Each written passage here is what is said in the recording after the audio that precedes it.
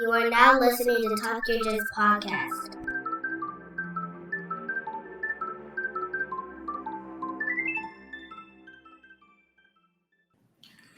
Welcome back to the Talk Your Jits podcast. This podcast is, as the name implies, all about jiu-jitsu. I'm your host, Lamar Smith. And today's guest is a blue belt who trains at H2O Martial Arts located in Oak Park, Michigan. Ladies and gentlemen, Scott Reardon. How's it going? What's up, Scotty? What? It's another day in paradise. You said what? It's another day in paradise. Ah, yes. Finally got you on the show. I'm so excited. Real quick before we start, for you guys who don't know, this is the blue belt I usually refer to when I talk about on my podcast. So very excited to finally have him on the show. So yeah, man, excited. I'm so excited. But without further ado, if you want to formally introduce yourself again, by all means, and let's hear about your jiu-jitsu journey. Yes, sir. My name is Scott Reardon. I am a three-stripe blue belt at H2O Gym, martial arts. My journey was probably a lot like most people's journey as far as starting. I am 46 years old right now. I think I started in 2019, I think is when I started. It was like a pre-midlife crisis, just the same old in and out, go to work. I mean, everything's good. Nothing wrong with the family life or the marriage life. Everything was good. It was just, I needed to change up something different. And the friends I grew up with were always like into MMA and stuff. They didn't do it. They watched it. They were big into the fighting scene. And I thought I wanted to get like a little bit healthier, and I thought that'd be a way to kind of get me into more, exercise, or give me a motivation to exercise and work out and stay healthy. So I was looking around at something to get into, and I remember asking one of my buddies as far as like, what do you think would be the best martial art? So originally I was looking at like maybe Aikido, like Steven Seagal or something like, something different, I'm like, that'd be kind of cool, Right. And he was like,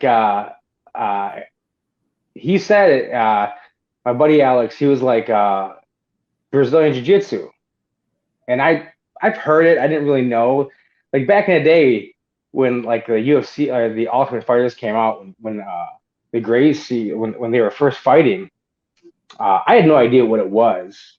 I thought it was a karate guy going out there in a gi, and I'm like, why is this guy wearing a gi in the ring, and not realizing that letting him bring a weapon in the ring, So, but finally one day I just after listening like to Joe Rogan, Jocko, I just one day I just did it. I was like, I kind of got an idea of how much your ballpark would cost me monthly, and I kind of mentioned to the wife that, hey, I think I might want to do this. So make sure that, this is what I want to do. Are you okay with it? And we're like, yeah, that's fine. We can do that. You can do that. And I was like, okay, cool. So I Googled nearest Brazilian Jiu-Jitsu gym to me. I'm like, nearest gym to me. And H2O popped up. And it was like literally like a mile and a half from my house. So I talked to Zach. He's like, yeah, come in. Your first week's free. Come in. So now I'm like, okay.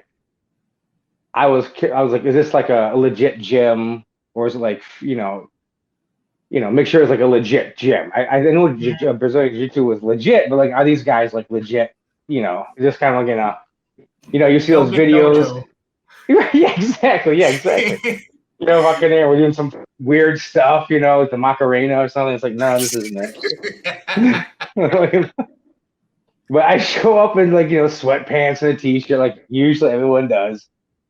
And I don't remember what they were teaching. And, one thing I love about our school, it's a small school and really intimate. Like, basically every class is almost a private, it's really, really, really awesome. And Zach was like, yeah, come on, get down. He was laying out, Zach lay down. Yeah, I said, come on, get in my side. He's like, just work. He's like, I want you to try to, do this, do that, just try to what, So I'm trying to move and get around him, and he's, sweeping me. He's manhandling me, Mm-hmm. and I'm like, okay. He seems like he's okay. It seems legit, I'm like, all right, but now it's like, Zach's a big guy, he's a big guy. So I'm like, and of course you're like, you want to kind of show like, I'm not a wuss. I can kind of hold my own, like Mm-hmm. Most people come in, there's just full of piss and vinegar, and they want to kind of, show that they have a little something. And I think we did our class, and it's okay. Go ahead and let's warm up and roll. I think we were repping something and doing something, and he put me with blue belt Nick, Mm-hmm. taller guy. He looks like just a normal, nice looking, just a friendly looking guy, very friendly, not intimidating, And I'm like, okay, all right. I mean, I'm gonna work this guy, because I'm a big dude, I'm like 280, 6 foot. I'm like, okay, I'm gonna try to work this guy, and he just manhandled me, flipping me around, dumping me, and I'm like, it at that's when it really changed. When I left, I'm like, if this normal looking nice guy, if he's some guy you bumped into a bar or said something, you like, I'm gonna, take this guy to the cleaners. No, it's not gonna happen. So I'm like, everyone's like, everyone's dangerous, and it was like kind of an eye opener, and you get sucked in. How'd you Mm-hmm. do that? How'd you do that? And you get sucked into it, and I was kind of hooked from that point on. And I just, kept coming back ever since then. That was it. And then of course you hit, once I was promoted eventually to blue belt, you'll hit your lulls here and there, and you learn things. And with you, Brian, Adam, and little Zach teaching classes and doing stuff, it's awesome. I like it a lot. It's really good. Yeah. Yeah, I honestly don't remember like when you joined. I was thinking Like, about that earlier today. I was thinking, I don't know if you were just purple. I don't know if you got promoted to purple belt already, or if you were. You must have been a purple when I joined. I think maybe. I can't remember. I honestly don't remember. The only thing I remember is like a few pictures of us together when you had your white belt. Yeah. And you had like, the short haircut. Oh yeah. And I still remember your blue belt test. But we like anything like in between that, nope. I don't remember at all. It's pretty crazy how these things go. Like, people come and go, and sometimes you might get someone who comes back. If people move, life happens, and some people just fall off. But we had, there was quite a few people coming and going, but consistently, most of the time, I was the only white belt for a long time. I was just about to mention that. Like, that's one thing I do remember. You were literally like the only white belt we have for, I want to say about a year? It was a while. Yeah, it was a while. And I was just too stupid to quit. And I mean, I was getting my ass kicked for a year every day. Every day. I was getting destroyed. Yeah. And then just last class, it was a good reminder. Like we had Matt and Zach, and I was just dog tired because Zach taught the class, and Zach don't play around when he teaches the classes, and his warm ups are like they're brutal for me. Like he goes through them, he gets a little gloss to him, and I'm just like dying, sucking air, and so like, all right, now let's work, So yeah, man, Zach's a white belt. He's what's he, 3 stripes now? 4. He's 4. Oh yeah, okay. And dude, he was all over me, and I'm like, God, and I felt like a white belt. I'm like, just survive, just survive. I'm telling you, I felt that way yesterday too, man. Like, for some odd reason, I just felt like I was stumbling over myself. I couldn't figure nothing out, man. So I was like, all right, this is just one of those horrible ass off days. Mm-hmm. Yeah. And I was like, yeah, I gotta suck this up because ain't no way I'm feeling this bad doing jiu-jitsu. Yeah, I usually don't sleep like I'll when I get back from class, either I'm awake thinking of all the dumb stuff I did, or I'm awake thinking about some of the cool stuff I did and how I can improve on it. So it's always like I don't want to go home like beating myself up, like beating yourself up about it and getting all mad because if you can take something away and say, okay, I screwed this up, I screwed that up. Like I mean, I'll do dumb things. Like I mean, when I competed in the tap out cancer tournament, uh, it was like I was not nervous at all, and I was fine the whole time going into it. I'm like, nah, I'm not really. I'm kind of excited about it, and I felt confident. I'm like, yeah, I think I'm gonna place. I might take gold. I was confident. And then once I actually got out onto the floor, and it got real, Yeah. and I was like, oh, okay. And then, of course, the guy I was going against, well, he was a big dude, and it's just really weird. Once I walk onto the mat, it was like I was playing a first person shooter game. I see my hands and like, why is the remote not working? This put batteries in. Nothing's happening.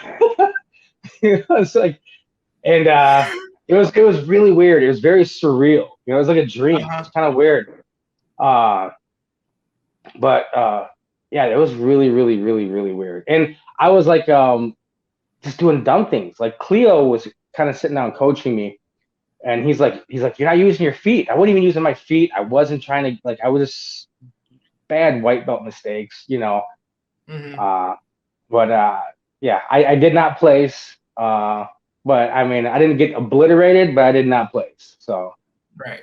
but you'll make dumb mistakes. I mean, and you keep learning on it. That's why I want to go back now. Really want to go back and focus on like the simplistic, the basics of mastering the basics before you like YouTube something. You're like, oh, a flying armbar. I'm gonna try that. So Yeah. it's always something fun and new. I think that was the same thing for me too. When I did tap out, it was like I'm like, okay, I understand jujitsu. Well, I understand jujitsu. I was like, okay, this is just another normal day. It's just jujitsu. I do this every day. It shouldn't be a problem. But it's like as soon as you get, like you said, as soon as you get on those mats, it's like whoosh, everything gone. Like you completely draw a blank and you're like, what the hell am I doing here?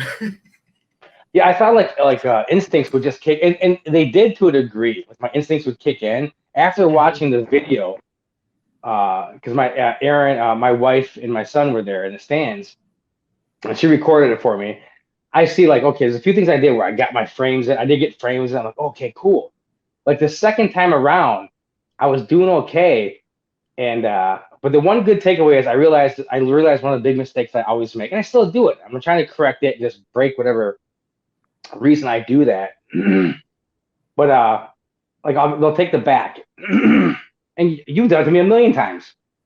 You know what I'm talking about? You'll take the back and you'll lay back, and I'll put my weight on you, and I try to break the arm free, and I try to break your arm free, bring it around my shoulder, and then sneak out the side. And sometimes that works pretty good. And this guy had a tight grip, and I was trying to break it, and he was doing something I wouldn't even pay attention. It wasn't threatening. His hand wasn't threatening me, so I wasn't worried about it. I had his one hand. I'm trying to break his hand, and before I knew it, the dude fell back into a bow and arrow choke, and it was tight. It was tight. I mean, it left marks across my neck, and I didn't see it coming, But I was like, oh, okay, I've been here before with Lamar a million times. I kind of know what to do. It's like, nope. That's funny. That's the one thing I got to correct because the way I come up to turtles sometimes. Last night was Zach. I come up to turtle and they'll take the back, and I gotta just develop a better way of just being quicker getting out from that. So, but I saw that and I'm like, okay, this is a problem. This is a problem that I need to correct. So yeah, the one thing we always talk about when it comes to turtle is a transition. It's not like it's not a position like guard or half guard or anything like that. It's a transition. So it's like once you get there, you gotta go. And you just can't just plant yourself there because that's how you get in trouble. Yeah. But I do remember a lot about your journey. Like I said, I don't necessarily remember exactly when you joined or whatever. But I do kind of remember as you progressed, and it's like once you got to like, I want to say maybe 1 or 2 stripe blue belt, like that's when it seemed like everything started to like open up a little bit more for you.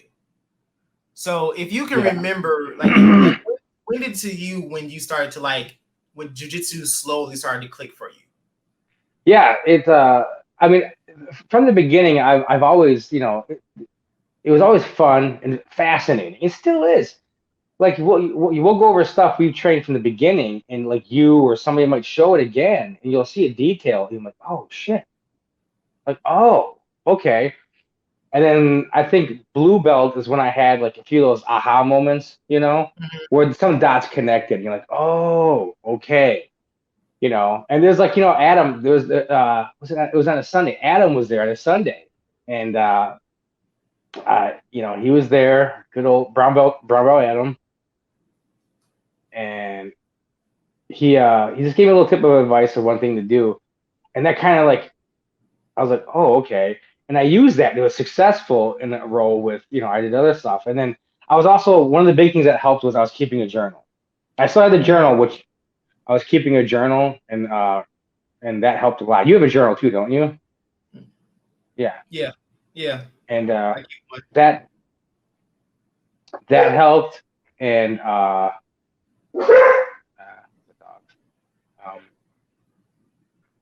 but yeah, it was definitely blue belt. Like you said, it was around that time where things kind of clicked a little bit.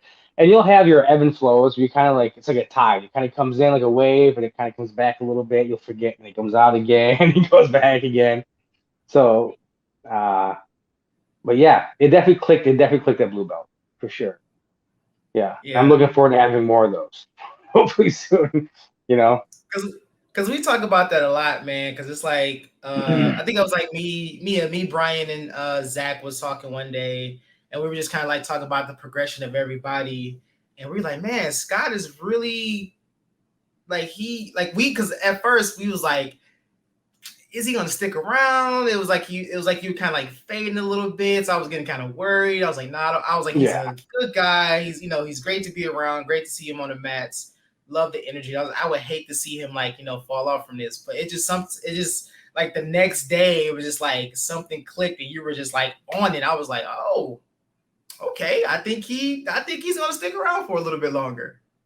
Yeah, I never had any intentions of ever like stop doing it. You know how it is. You'll take you miss a week, or God forbid more. Like I literally missed 2 classes, so that was about a week, and it's like you might as well miss 2 months of training. Yeah, because I'm out there. I'm like trying, and I'm 46. I'm 46 years old, so it's like I'm out there. I'm lathering up with CBD oil and putting my knee brace on, and just everything you can do. Like I got my voodoo, got the chicken in the bag. Praying to God, please don't, like please don't let me break that tonight. yeah, and the injuries, you do get the injuries, you get those, and but just life, just a lot of things going on. Like I want to get up to this week. I want to get up to this weekend, but I got so much stuff going on. Like when I was training, I was going for a few months at least. I was going for four times a week. Yeah.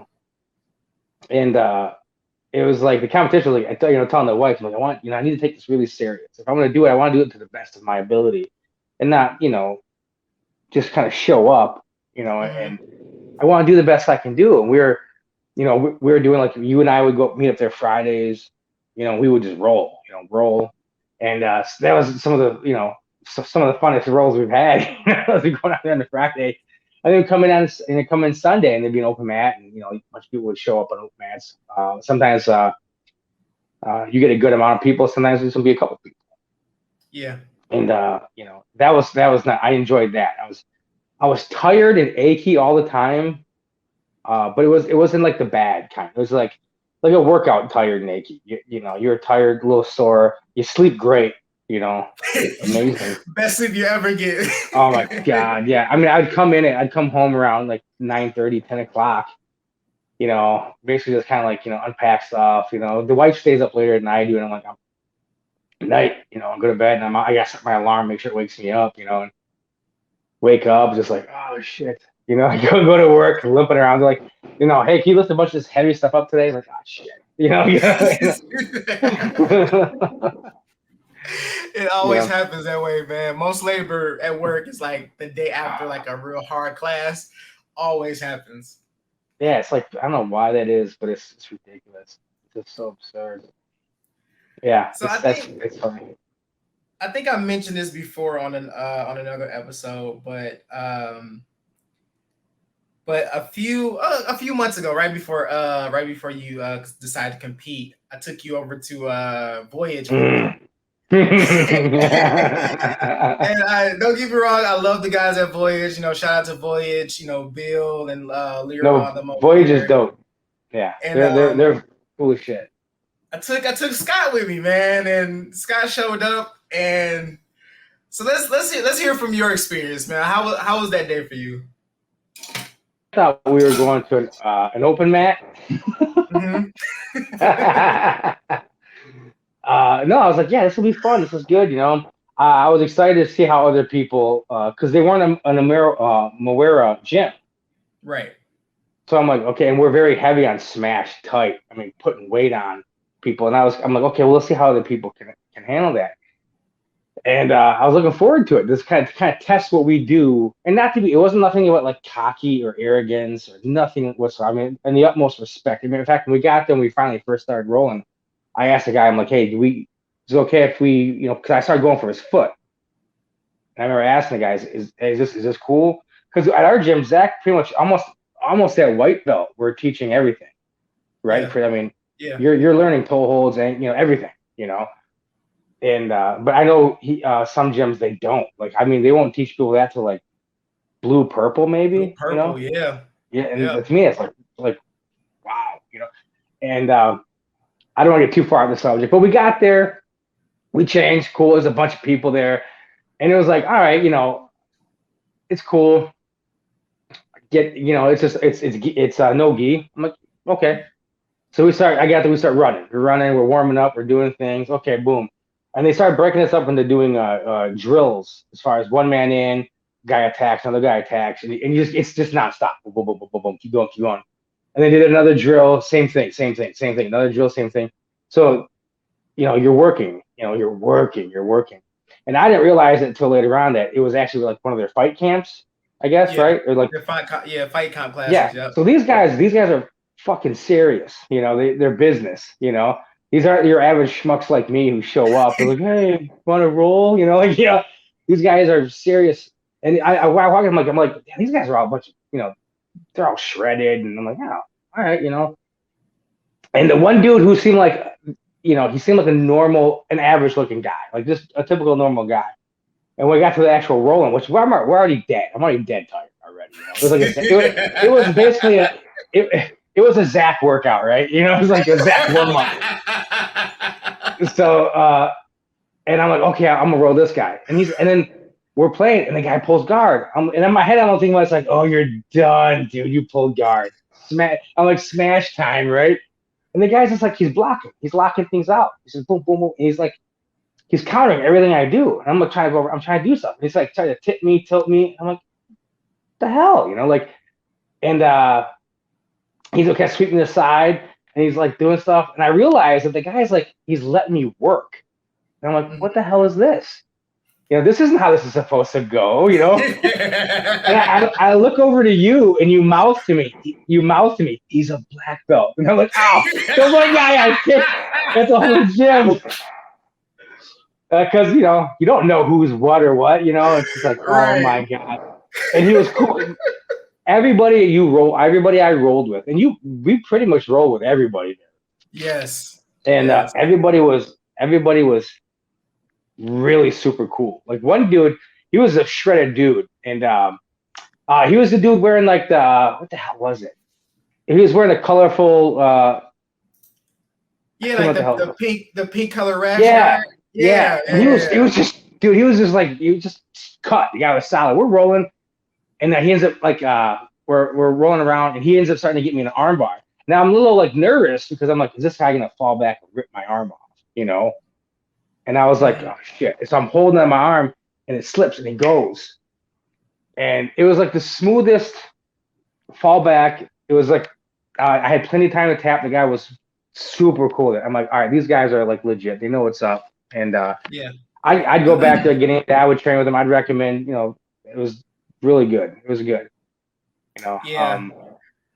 But it was intense. By the end of the mat, the floor was like just drenched in sweat. I mean, I couldn't even post up. Like there's one guy, I was lifting my leg up to try to I was in guard and I was trying to lift my knee up to throw his leg over to pass. I couldn't even get a grip on the mat with my foot.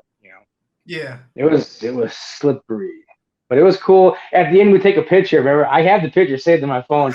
Everyone lined up on the wall, and there's a picture of all these guys, and there's you, everybody else, and everyone's just like, they're taking their shirts off. They're just shredding. I'm like, here's a bunch of Navy SEALs, and there's me, the guy at the end, just like, hey, anyone got a cheeseburger? They're like, whatever. But they were really cool, nice. It was a good experience, man. I felt great that night. Oh my! It was like some kind of endorphins were released. I felt really good. It was really good. Yeah, like I think that was like my second time going when you came with me, and I was letting you know, I was like, hey, it's a pretty intense class. They gonna push the pace. I was like, just do what you can. And once we started, and I think we was like maybe 10, 15 minutes into it. The room was already hot. Everyone's just drenched in sweat like the first 15 minutes. And after every drill, I kept like looking over at you like, is he okay? Is he okay? Is he okay? And then I see you, I'm like, I think Scott hates me now. I was like, I think Scott's gonna hate me now, but you stuck out. You stuck it out, man. You stuck it out, and I was like, I was so proud, man. So proud. We were there representing our school, and the one thing I refused to do is quit. Mm-hmm. And I mean, dude, there was times I thought I'm like, if I pass out, then that's fine. If I throw up, that's fine. But I'm not gonna go just sit down and just start sucking air. They're representing our gym. Oh, there's H2O guys on the bench. Like, no, I can't. I didn't want to do that. Tapping out, I don't give a shit about it. Yes, I can tap 100 times, but I'll never quit. Tapping is like, I don't have any. You can't if that's the pride. You can't be doing this if you have so much pride. I mean, nobody wants to tap out, and you're gonna fight it, but don't. You're just gonna get hurt, or So you gotta get over that pride thing. I mean, fight it till you can. Yeah. I mean, it's only a matter of time for Zach catches my ass and something. White belt Zach, But I know we got like 3 Zachs at our school now. We got an instructor, his son, and then a new guy named Zach, who's a white belt. Yeah, man. I like we talk about the growth of the school, and we're a small school, man. I think on a good day, we get like 8 or 9 people. We'll be like a quote unquote full class. Yeah. And just seeing the growth and progression of everybody has been like nothing short of amazing. Because it's like, like you said, our white belts are monsters, man. It's like it's crazy trying to feel like as an upper belt, you're trying to keep up with the white belts. I look forward to because it forces me to step up my game. Right. I mean, you have no choice. It's like either you got to start steel sharpens steel. I mean, you're gonna have to. But Zach, he's definitely he's moved along pretty quick, and I can't play like when he first started. It was like, oh, cool. And that's another thing that helped me out a little bit too is we started getting white belts in the gym, and I could experiment on them. They don't know. Like I try something with you guys, you know what's coming. You know how to stop it. These guys are clueless. Right. So I can do some sloppy ass armbar and still get it, or I can work something and try to refine it. So that helped too. But now, like the white belts as they progress, you can't play with them as much because then they'll catch you in something, which is good because it forces you to tighten your stuff up. So it's good. I mean, at one point though, we had a lot of white belts. I hope Jay comes back. That guy, he's a monster. Yeah. Um, He's definitely a monster. And that's the thing, when we get white belts, it's very few that we get like small guys. Everyone's big, solid, and used to wrestle. Yeah. And it's cool because I think most of them in the beginning get that. They get that. Oh, okay. Like, because the wrestler is like, what? You got me. Okay, you get the takedown on me. Congratulations. You got a single leg, double leg. Now that I'm down, what are you gonna do? Mm-hmm. You know, what are you doing now? And they don't quite have that finish. I mean, someone will put the strength on you. But you know, if they're really fit and they got a lot of energy, I usually just kind of like hold them, just keep them kind of where they're at, let them burn themselves out, and then just wait for that opportunity where they're, which way you make them go the way they want to go, sweep them, get position. Now once you put your weight on them, and then then you work from there. But that's like the thing with wrestlers though. It's like they come in, not taking anything from them guys, because their wrestling is a very, very, much needed. I want to say like part of jiu-jitsu, especially if you're doing no-gi. But yeah, these guys come in as they seem like they advance so quickly. Yeah, because they're used to fighting off the ground, but you just give them a couple more, couple techniques, and then boom, they're like animals. But once they hit blue belt, they usually kind of plateau for a minute before they take off again. Versus someone like us who've never done jiu-jitsu, and this has only been the only main thing. It's like we go a little bit more steady and more continuous versus having a wrestling background. Well, that's the way I see it. I'm not sure. Not saying that that's like true or not, but that's the way I've seen it before. Yeah. I mean, they got great takedowns. I mean, it definitely helps. I mean, it's as long as they can lose any bad habits they have. Mm-hmm. Yeah, dude. I mean, being like a wrestler, it's great. It definitely helps out a ton. But then you just got to finish out. You just got to tweak it. Find the finishes and learn. Yeah, it helps.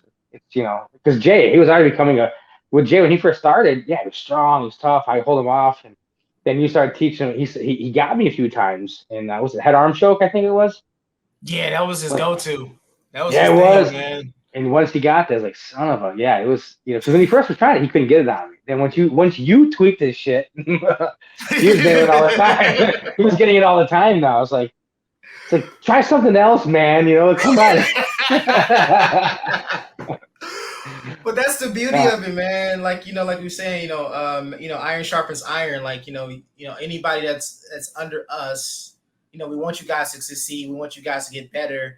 And like you said, once you start rolling with you guys, it's like, okay, I can do goofy shit. I can play inverted. I don't play inverted, but I can do it anyway. I'll do it anyway. But after a while, it's kind of like, yeah, I can't do that no more. Or oh shit, he remembered this whatever I taught him, so now I got to switch it up and advance myself a little bit more now. But yeah, man, you guys, I don't care what anybody say. I would gladly take a room full of eager white and blue belts than a room full of hardened blue and purple belts, man. Purple and brown belts, because guys like you guys are the reason why we're able to grow and you guys are able to grow. Because we like every week, me and Brian will be trying to figure out, okay, what to teach these guys. And then we figure something out, but you guys catch on so fast, and you listen to like, shit, I didn't know what else to teach, but all right, we're just gonna work. We're just gonna roll for an hour. Basic whatever, snakes. But oh yeah. But as far as the when Matt came in, so I think Matt was before Zach, but even when Ray was coming in, his enthusiasm, and then Matt, Matt, dude, he's just like Zach. Zach will be teaching something, and he'll need an oogie, and he'll be like, all right, now I'm gonna show you something a little different. I'm gonna show you a little add-on, and this makes it way worse. He's like, this is gonna suck. And Matt will just dive on the mat and he wants to be oogie so bad. And it's like, dude, and that enthusiasm, I fed off that like a vampire. I was just like, yeah. I'm like, yeah, and it made me want to do, be more like that. Like, yeah, let's get that enthusiasm in there. If someone ever asks me, hey Scott, I want to try this on you, hey, I want to do that. I'm like, yeah, 100%. I encourage it. Like I'll walk up to Ray or somebody and be like, hey, if you want to try that on a bigger guy, if you can do it on me, you can do it to anybody. Right. So I have no problems whatsoever. So, hey Scott, do you mind if I try that? And you're like, yeah, man, hell yeah. And it's like it'd be like some brutal chokes or like a whatever it would be. And it's like, yeah, I don't care. I don't need to talk tomorrow.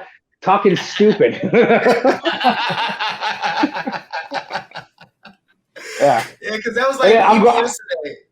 Like Matt, we was working the baseball choke, and I went for it, and I knew I had it. Like I knew I had it tight, and I'm just holding it, and I'm like, wait a minute, do I have it? Because he's not tapping or moving, and when I let him go, he just like kind of flopped a little bit. I'm like, was it in? He's like, oh yeah, it was in. I was just trying to see how long it'd take for me to black out. I'm like, yeah, don't do that. don't do that.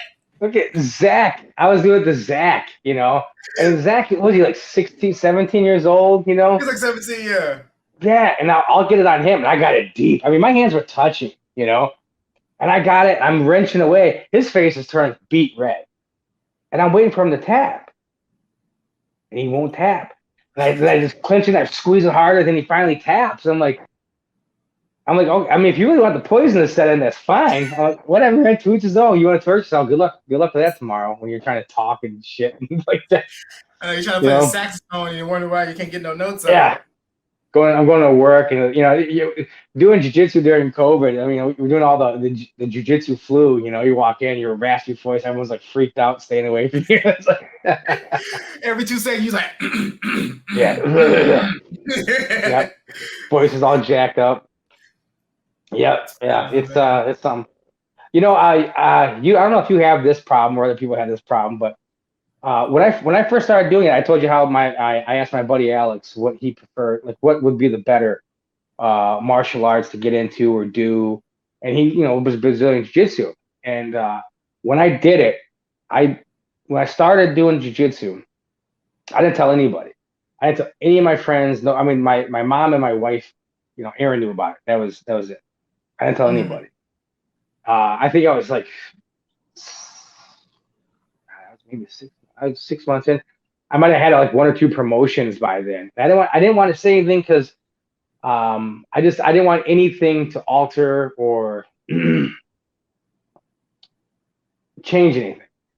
But when you want to talk about jiu-jitsu with people and bring it up, let's say at work or people who don't know jiu-jitsu, like I'd love to talk about it.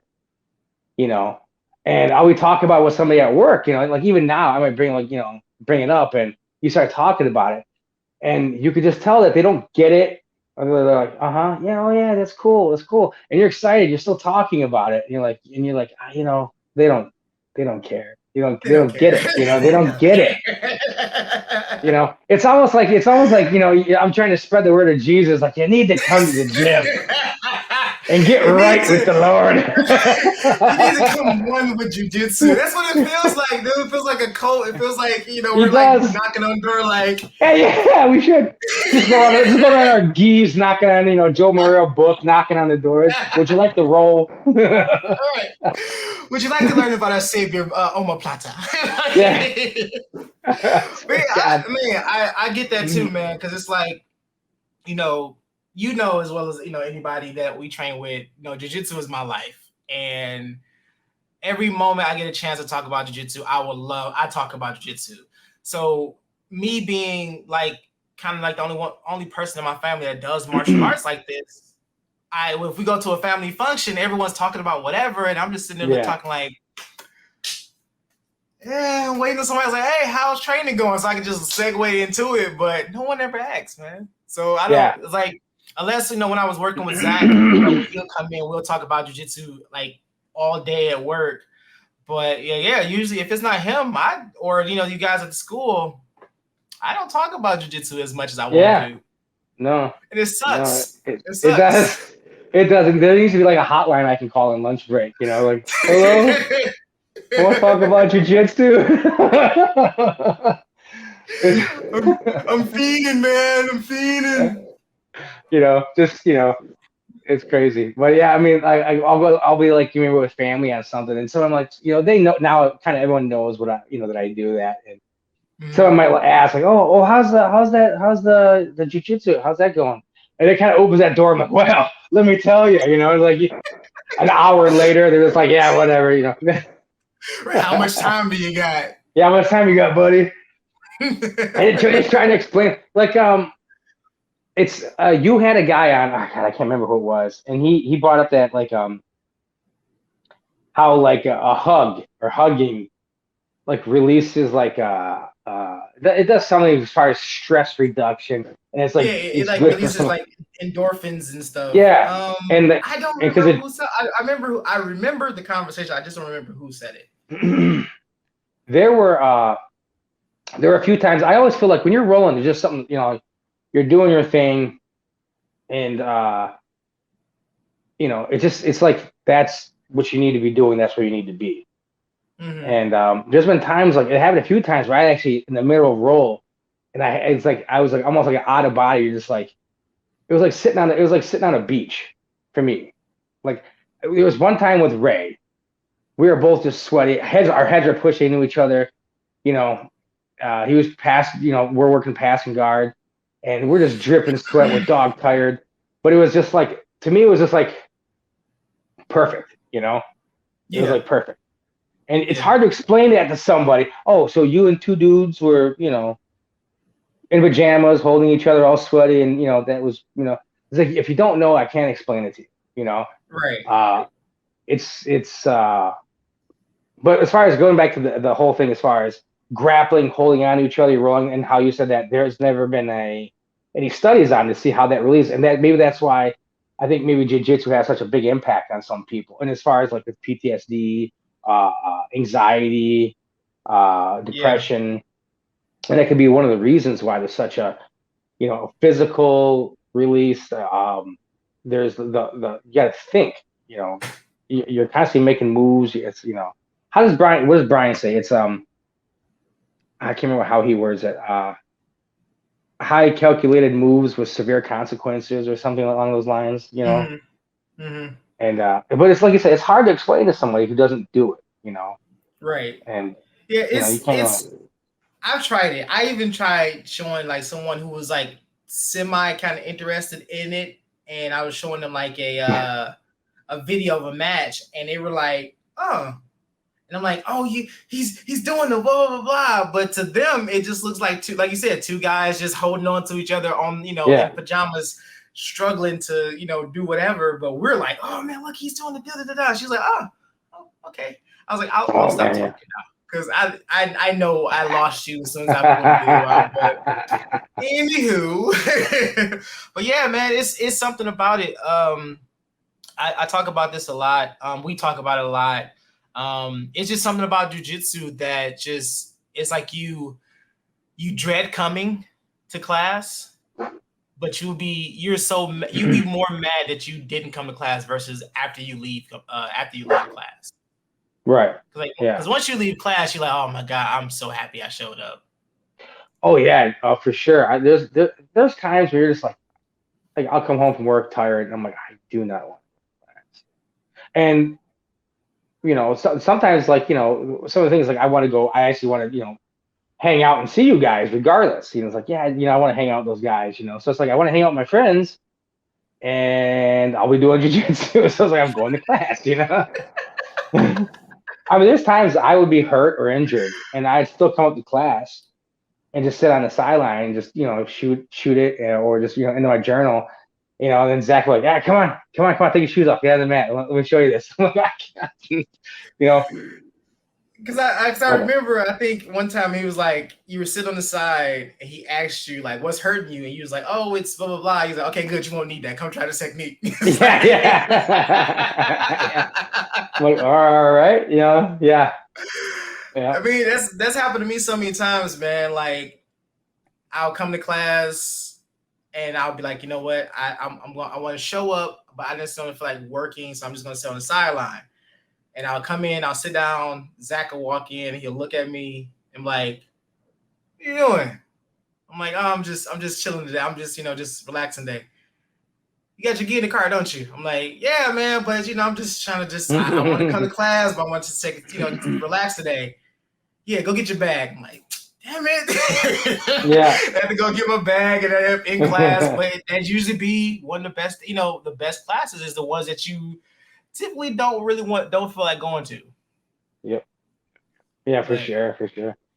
Yeah, I like I was said, one of man, the no, go ahead. one of the things I thought was really cool is one of the when Master Joe was I think I've seen him 5 times, at least 4 times I believe, and Mhm. Joe Jr. was there one time, and Zach had it set up where actually Joe gave me one of my promotions, which that was really cool. That was cool. Yeah, that was That was cool. yeah, that was really cool. So, uh, but having Joe come out and teach class, and that's always a treat. Hopefully, he'll come out again. We'll get him out again soon. Hopefully, that Yeah, was cool. man, we're working on it. We're working on it. We'd love to get him, get him back out here because, yeah, he's one of those guys, man. I talk about him a lot too, and it's like when we don't get a chance to see him, I get more and more anxious to like finally see him and see him teach because like I know for a fact that something in his game has changed.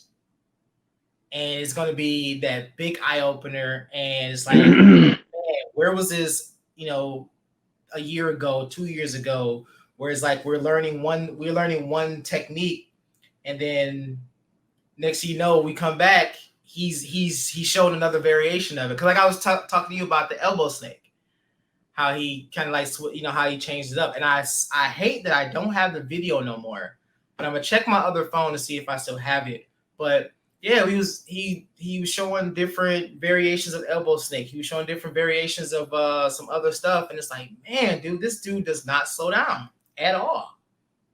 Because if you follow him on Instagram or Facebook, every day or every other day he's showing himself working out, posting pictures of his workouts, posting pictures of him on a plane going to a seminar and all this other stuff. And I'm like, dude, what a life, man. What a life to live. Yeah, he's always moving. He's always hustling. He's out there getting it. He's crazy. Because I still remember the time, like I think when the first time he did come to, he came when you was there, and then we were explaining to you like how Joe talks. Yeah.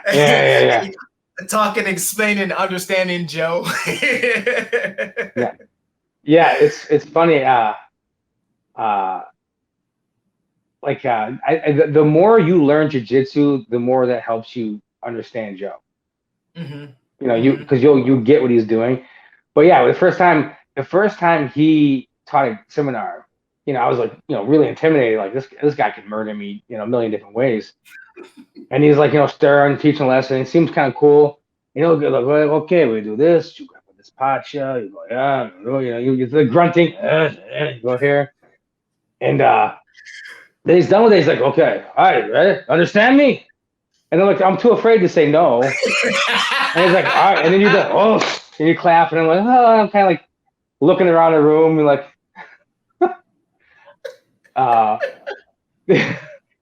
but as far as the Joe, I love it when he's teaching something. He'll say, and the guy, he do this, he do that, and you do this, you give me your arm. I'm like, oh, thank you. Thank you. And he's like, now you killed him. He's like, but he's the coolest dude. Didn't he almost kill you? Yeah, he was doing something with you one time, and someone asked a question. Yeah, so next time if he doesn't come again, I'm gonna make sure the oogie, and I'll be, excuse me, I got a question. Yeah, we was working leapfrog or bulldog pass, and he's like, it was two instances of when that happened. I never explained the second one, but the first time was the bull. He was doing the bulldog pass, and he was going for it, boom, boom, boom, boom, and he sunk his weight down, and I'm like, oh, okay, this is how it's supposed to feel. And then someone asked him a question, and he just sat there. And he sat there for like a good 2-3 minutes, and I'm just under here, just like, I'm slowly fading at this point. Because I'm like, all right, he was carrying his weight, but he got into the conversation, and now his weight is starting to sink down. And just like you, he's like, I don't want to be disrespectful, so I'm trying to like shift a little bit to try to maybe get him to like figure out that I'm trying to get out, but he's not moving. Oh shit. So I'm under there like, oh, please stop. Please just move. Dude. But then the second time, it was his belly down armbar. Ooh. From side control.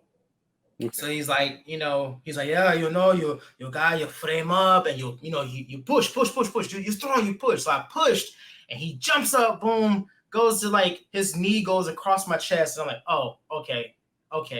And then he goes to grab the arm. And as soon as he grabbed it, I was like, okay, this was just tight. And he didn't have to go no further. And he's like, oh, you're walking, boom. And he goes to sprawl. And once again, I'm stuck like this under Joe while he's talking to the whole class. And I'm like, oh, God, please hurry up. Yeah, I would let him break my arm. We got that urgent care next door. I let him break it. I wouldn't say nothing. Just go there. I know, right? Just like, it's fine. Just, I couldn't reach the part of my back anyway. I needed that. Thank you very much. I had Brian. Brian had that one time. I was his oogie. He was showing so I don't even remember what the hell he was showing. He had me in a choke, and the same thing. He stopped. No one asked him. He just stopped to go into detail on something, but he kept the grips, and it was tight. Okay, Yeah. Brian's got some tight chokes, and I remember he's just sitting there and he's just holding it, and I felt I could breathe fine, and I started seeing those little spaceships. Those sparklies? Yeah. And I'm like, why am I seeing this? Like, this is what's going on? I'm thinking to myself, oh my God, he's going to choke me out as an oogie while he's talking. I'm going to just full limp. So I'm like waiting to die. The next thing I just fade out. I'm going to like just see Jesus, and Jesus is going to be like, it's not your time yet. Go back. I'm at Jitsu, Jesus. Go back. Yeah, I've caught myself like that a couple times. I think I was repping with Matt one day, and we was going over triangle, and I think I had it locked, and someone asked a question, and I was like, oh yeah, sure. And I'm like, I adjusted myself to be more comfortable, so it tightened up the choke, and I'm sitting there holding while I'm talking. And he's like, yeah. I was like, oh yeah, my bad. Anyway, I'll loosen up a little bit, but it happens, and yeah, Brian is notorious for that because. It's like he's very knowledgeable about the martial art, and he has some of the shortest limbs you've ever seen. He has like a 2-inch wingspan, and his chokes are just so tight. And it's like as soon as he gets like this in an X choke, it's like it's over. Yeah, no, he gets choke on you, you're donezo. Yeah, it's before he even sets it up, I'm already like seeing stars. He's like, oh shit. You just get that hand ready, like here comes. the notorious floating hand. He's like, oh. Yeah, I love when people do that. That's like the kiss of death. As soon as you see, it's like blood in the water. If you're doing it, someone you see the floating hand, like you're done. You're done. Like, don't you tap? Put the hand down. Fight out of it. But you can also because Coach Zach is always big on deceiving people. Like if someone's choking you and they ain't got shit, he's like act like be like rah, rah, and they'll keep wrenching and straining their hands out, but they don't got anything.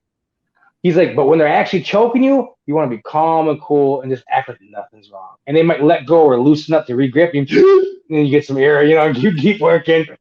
But you could use a float thing too. If they don't got nothing, you're like, oh, I'm about to tap. Nah. You grab something else, I can't count how many times he's gotten me with that.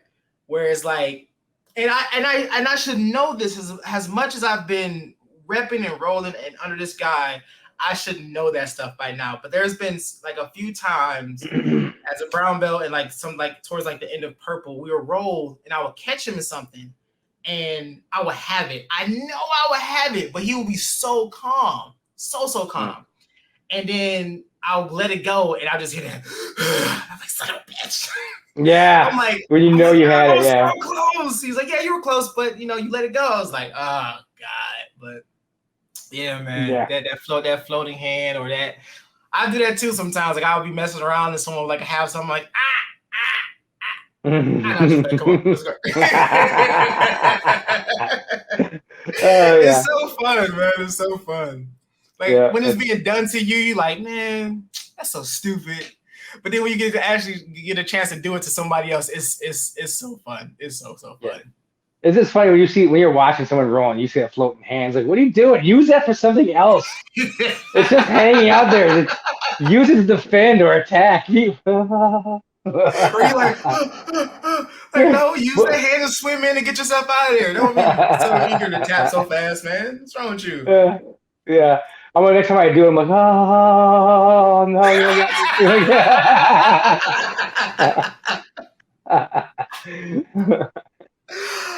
it's fun though. I mean, awesome. I enjoyed. The one thing it's funny when I first started when I did this. The one thing I was not even thinking about was just making friends in general. I'm like, I'm gonna go learn martial arts, and that's that.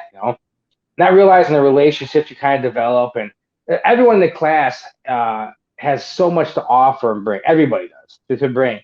Yeah. There's you and Brian who are just so knowledgeable about shit. I mean, you guys are like, I was blessed to witness you guys come up with that one super secret ultra that one move that Brian wants to call the was it the ghost choke? The ghost choke, yeah. Yeah. I don't know if I have clearance to talk about that. But that shit is like, we still haven't got out there yet, but yeah. But that was amazing. And I'll let you one day post that, or maybe do a short video or something to show that, or maybe one day. But that's amazing. That was a really cool one. But just seeing cool stuff like Brian, I love because I'll watch a video on YouTube. Oh, that's so cool. For my body type, I'm like, I might be able to do that. And I'll go into class, and then Brian's just like, nah, that ain't gonna work. And he'll show you why. And he's right. He's right. It's like he's not wrong. So I just stopped watching videos.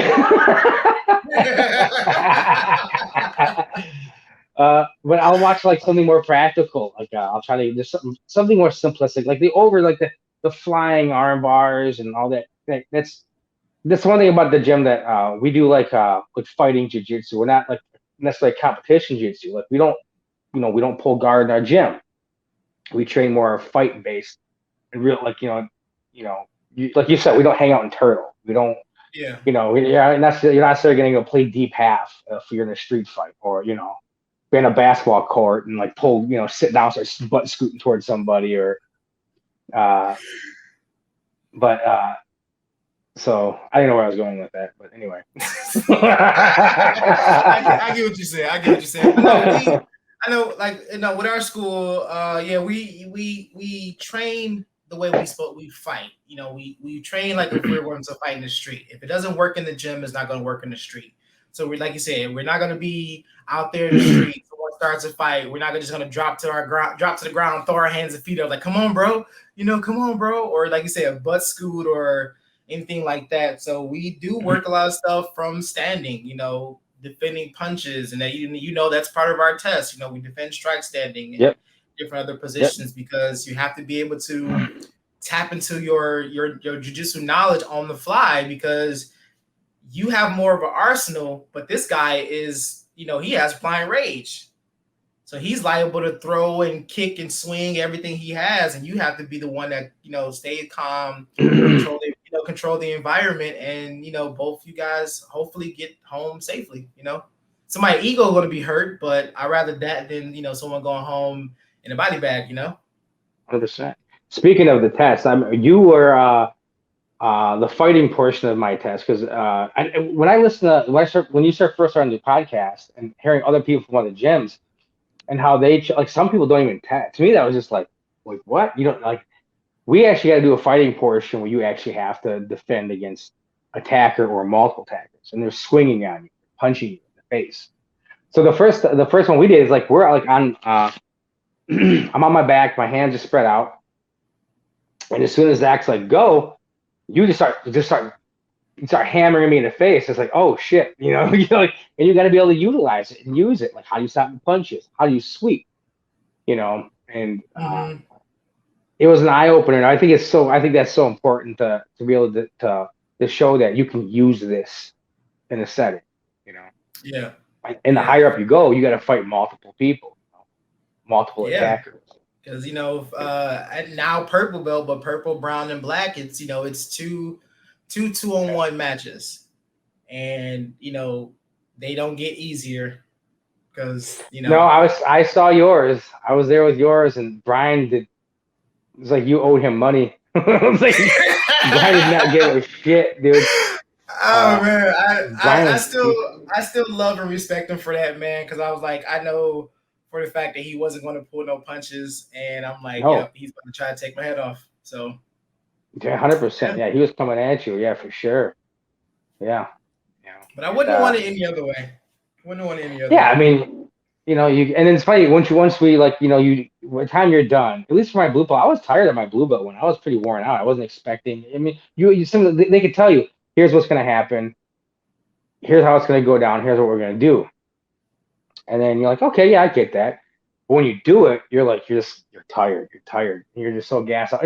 There is an emotional, emotional response. I totally get why some people might break down, and cry, or because you're like, it's such Yeah, like a relief, like I did this, you accomplished it, and then when you're done, you get to walk the gauntlet, and everyone just basically beats the crap out of you. And I was so tired, I don't think I felt anything, but no, not a single. No, you don't feel anything. I mean, yeah, but it's good. I like it. yeah, purple belt. Oh yeah, I know, purple belt. When I got my purple belt, I cried. Because it was just something about that test, man. It was just like life was just beating the living shit out of me. We just came off of COVID, and we was barely in the gym, so it was like all that against me, and I had to do this rigorous test. And when I got done, all I could do was just like I heard the countdown. When I heard the bell, I just flat out just boom, and I just felt waterworks Yeah, just pouring down my face. I'm like, maybe that's just sweat. I'm like, no, I'm crying.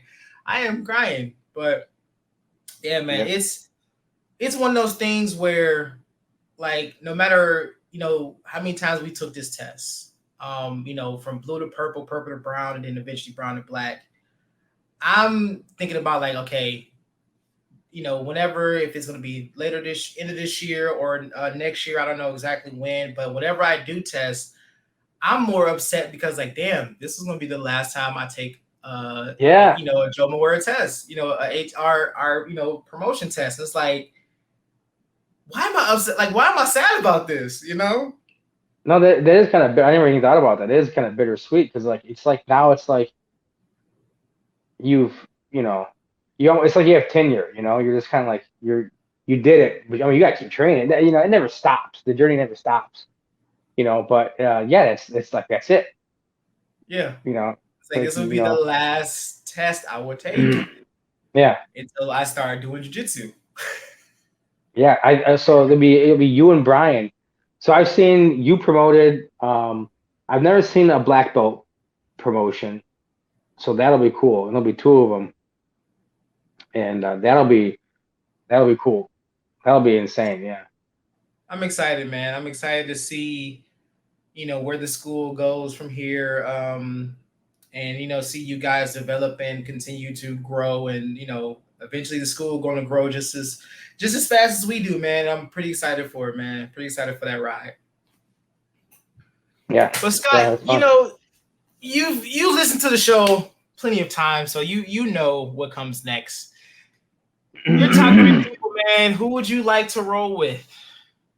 I always hear people like, throwing these like big names out there and like, like, oh, Gordon, oh, they'd like to roll with this and that. And don't get me wrong, that's cool as hell. But I'm too much of a nerd, and I'm thinking like Keanu Reeves. Yeah. Shit. I think just for kicks and grins, the dude who I can't think of his name. He did Jar Jar Binks. Yeah. Ahmed, I can't remember his last name. Yeah, But that'd be I cool. messaged him. I messaged him on Instagram. Nice. I just want to give him a hug and be like, it's all right. It's okay. It's okay. Jar Jar's okay. It's okay. It's okay. But it would be cool just to roll with him. And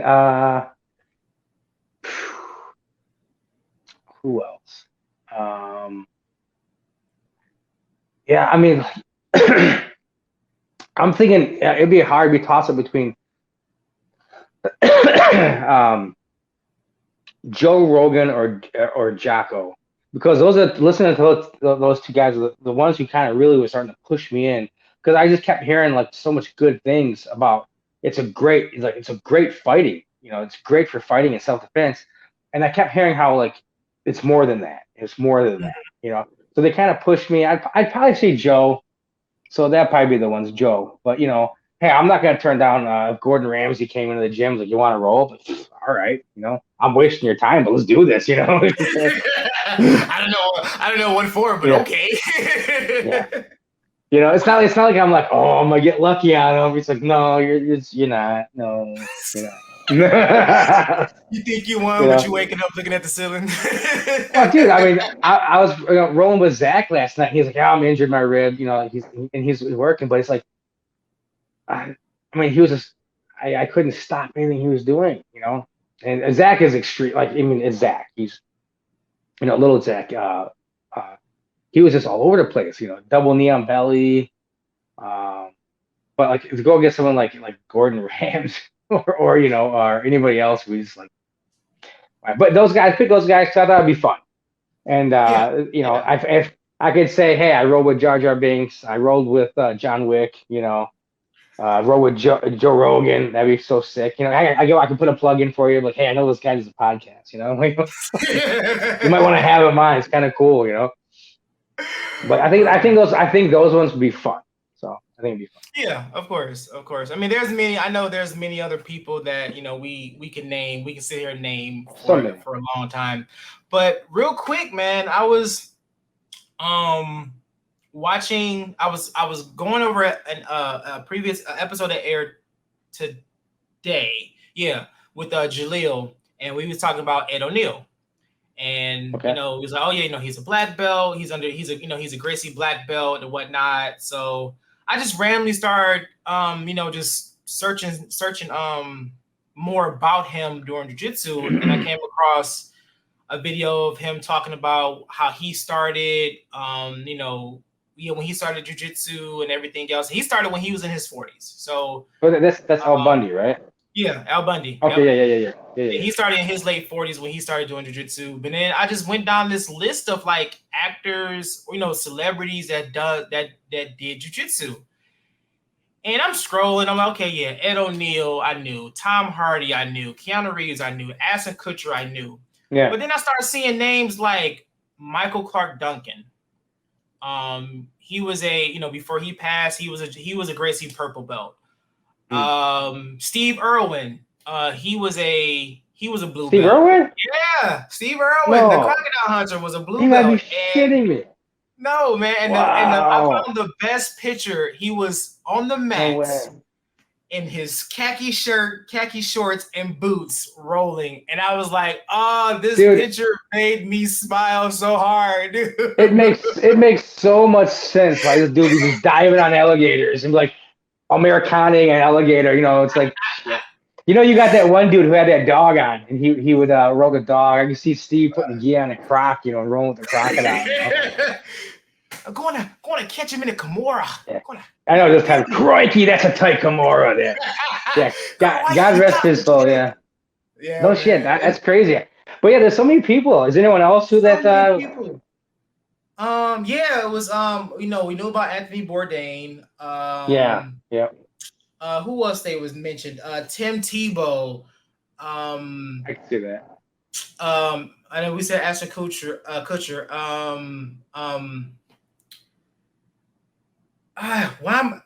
I'm looking right at his face and I'm drawing a name. I mean, I'm drawing a blank. Robert Downey Jr. was another one. Yeah, man. Once I can find the list again and I'll send it to you, man. But it was a list of people where I was like, what? That was doing it. Oh, And I was like, because they were even talking about like The Undertaker. He's a black belt. oh But wow. it's kind of like, Could you imagine rolling with that guy? Holy crap. I know, right? So it's Woo. like I said, it was a crazy list of celebrities that does jujitsu. And I'm like, that's amazing. That's I awesome wonder to see. if Steve Irwin was doing it, and that's like, dude, that's like a while ago, you know. Yeah. And I Yeah. wonder when some of these guys got into it because it's something that I think some martial arts come and go as a phase, you know, like oh you're doing some kind of weird kung fu this and that, you know, and not taking anything away from it, but like I said, how jiu-jitsu is unique and how there's just the way that dynamic, it's like a recipe for just like all around. You really it's like an ultimate gratification you get out of it, you know, physically Yeah. and mentally too. You know, when I was younger, I Yeah. took karate when I was younger for a hot second, and I never went home like, oh, I can't wait to, you know, try to memorize my stances and do things. It was just kind of like, meh, you know. Yeah. That's what you Yeah. know. My wife will mess with me as far as like, you know, oh, you going to your karate class tonight? You know, like, yeah, going to karate class. Yeah, yeah. Yeah, that's the same, man. Like I've done, I've done mixed martial arts. I've done traditional karate for a little bit, but it was nothing like jujitsu, man. Like I would go to class, hang out with the people, rep, we train, and then once I go home, that was it. That was the end of it Yeah. for me until till next class. But like with jujitsu, if I'm on on the way to class, before I get to class, I'm watching techniques, or I'll wait for one of you guys to come in like, hey, let's try this, and then we do class, and then right after class, we right back on our phones watching jujitsu videos. And I get Yeah. home 2, 3 in the morning, scrolling through my phone watching jujitsu videos, and we sending videos back and forth, man. So Yeah, yeah, texting man, each other. Yep. it's like yeah, man, it's like it's definitely something that I never saw myself doing, but I'm so happy and so glad that I found this sport, or I should say this sport found me, or however you want to put it. But regardless of what, I'm happy that jiu-jitsu has became like the pivotal point of my existence now. You know, I heard you talking about your last podcast. I think it was the dude with DVG. I think it was David and Yeah, Goliath. yeah, You, Garrett yeah, Whitman, yep. yeah. He was that guy. That was funny. That was a good one. But you guys are talking about man, you know, this and that, and the recent one you had, you brought up again, like, oh, if I would have started this back in the day, and I thought about that, and I think so many things in my life have happened, like the timing was always right. Like, I had a kid later in life. You know, my he's 7 years old now, and I'm 46, so I was like literally like what 38, 39 when I had him or something. You know, later in Mm-hmm. life, and and I think that was the perfect time. I mean, I was older, but it was the perfect time for me because when I was younger, I was just just kind of douchey. I'm not a bad guy, just that I don't think I would have been a good father. You know, Mm-hmm. and the same with jujitsu. If I would have done jujitsu when I was younger, I might have been one of those guys who fell off. I'm like, forget this. You know, I Yeah, think it's right for me now because like now it's like I'm married, I have a kid, I got a job, and I'm not going anywhere.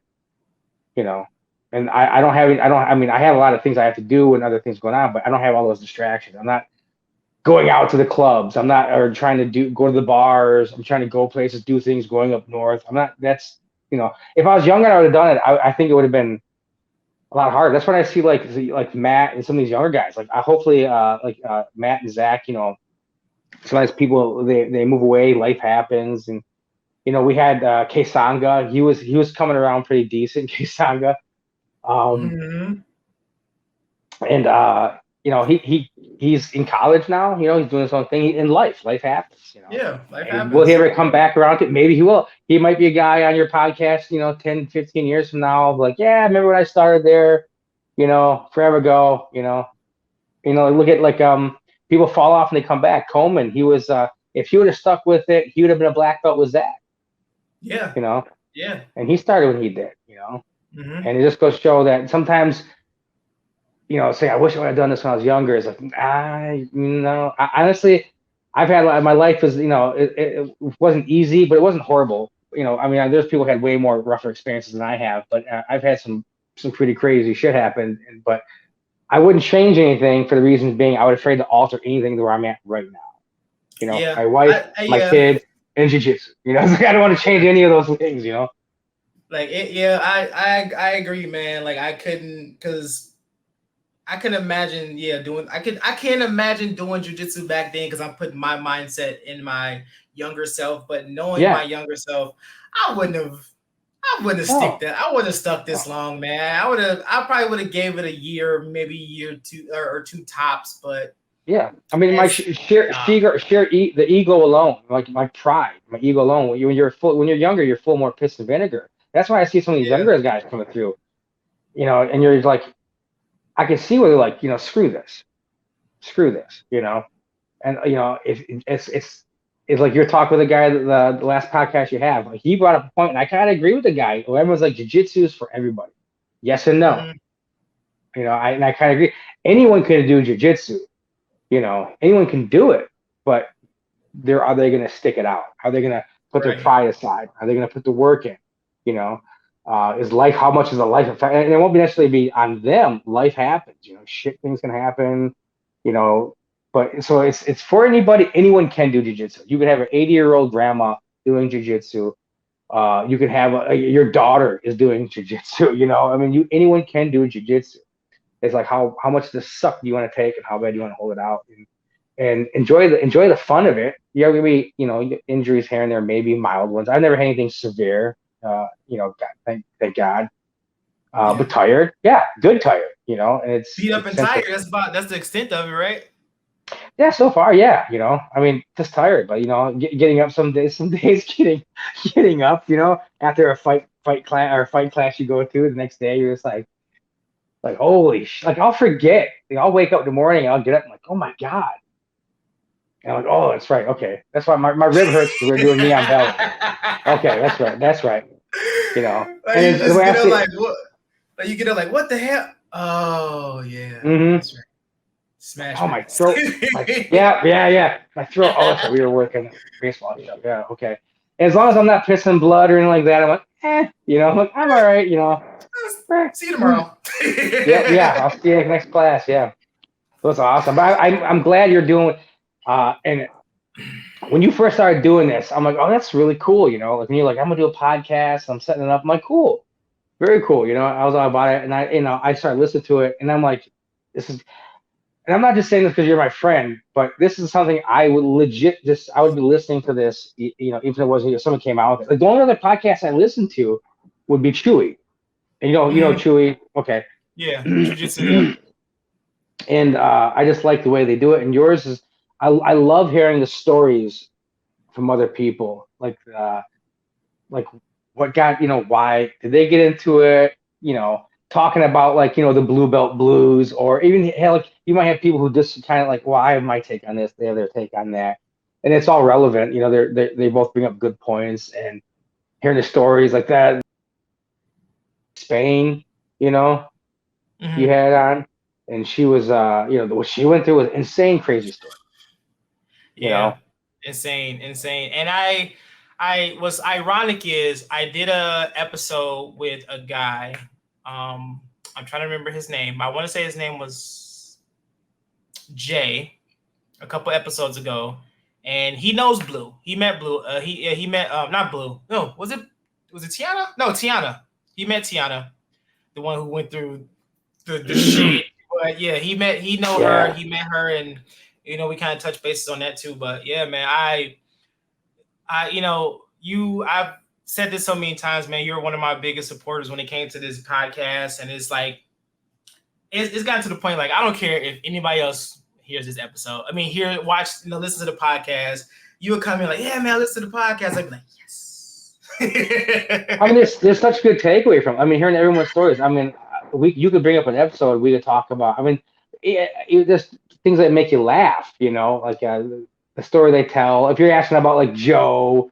Like how, if there's like when you have someone who's like a brother school, a Moira school, I love hearing those guys, talk about their like, hey, how long did it take you to learn how to speak Joe? And I laugh because like I get it, but then my people are like, what the hell are they talking about? Like, we even I speak know, Joe. right? And it's like, no, dude, Joe's cool as shit. He's so cool, but he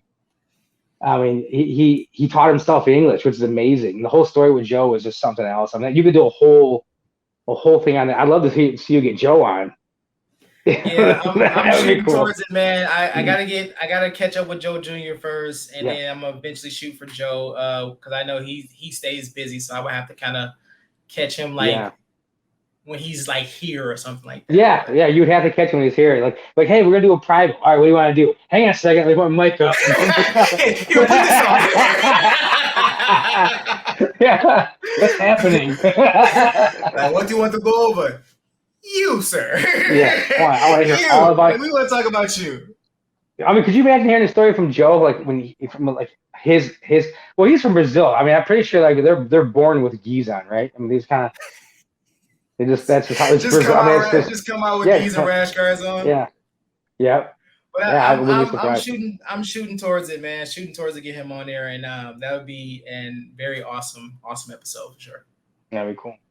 That's awesome. I appreciate you having me on, and it's an honor. I don't feel worthy to be on here to be talking, but I'm glad you had me on. It's pretty cool. I'm glad too, man. But unless you got any other questions for me, Scott, man, I would say shout out your school. But, we know what school you go to, and I kind of know what you got, going. But yeah, man, if there's anything else going on with you, man, look, the floor is all yours. No, I mean, I appreciate you having me on. I just keep doing what you're doing. I love hearing the stories. I'd like to see you get out to.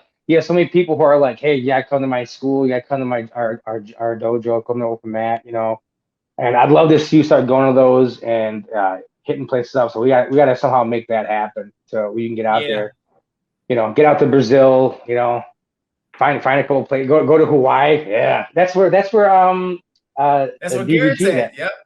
That's where Garrett's at. Yeah, I'd love to go there. Yeah. Yeah, that'd be cool. Yeah. Well, hey, I gotta make it happen, man. We gotta make it happen somehow. Oh yeah, we're gonna figure it out, man. We're gonna get this out there, man. We're just gonna explore, man, because I would love to take you guys with me, man, because it's so many. I'm looking, I'll go back and look at all the schools that I've done interviews at, man. I'm like, this would be such a cool trip just to go and visit all these schools and whatnot. But it's gonna happen though. It's gonna happen one day. Yeah, for sure. And once it happens, it's gonna be big. But that's the end of today's episode. I would like to thank Scott one more time for coming on the show, man. I greatly appreciate it. Thank you for sharing your time and your knowledge with us. Please go and follow our Facebook, Instagram, and YouTube page to stay updated on all future episodes. This has been Talk Your Jits Podcast. Keep rolling, keep grinding, and remember, long live Jiu-Jitsu. Have a great day. Alrighty, Scotty.